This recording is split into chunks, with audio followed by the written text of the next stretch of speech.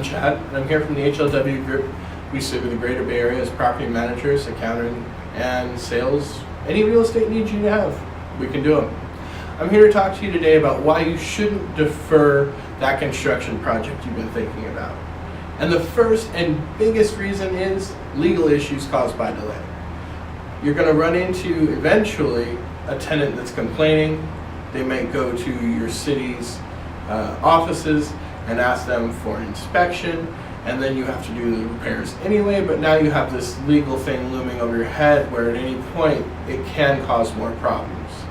And if you defer for a really long period of time and someone were to get hurt, you're looking at a big lawsuit. So you want to make sure that you're making repairs in a timely manner, and especially if they're big repairs or repairs where safety is concerned.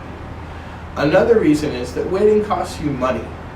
The longer you wait, not just inflation, but the worse the actual problem gets. So you're looking at 3% per year for inflation, and on top of that, if it's something like a water leak, you can have dry rot, which just spreads and costs you more and more and more money by the day.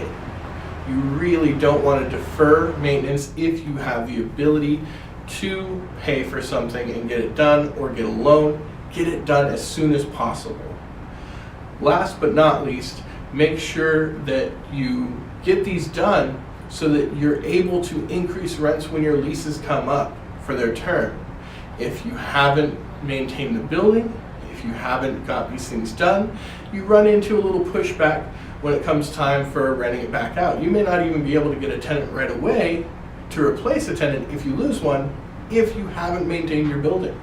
Your rents are not going to go up, they're going to maybe even decrease over time, because you get that inflation where you should be. The market rent goes up, but you're stagnant at a certain amount because you haven't made those changes, you haven't made those repairs.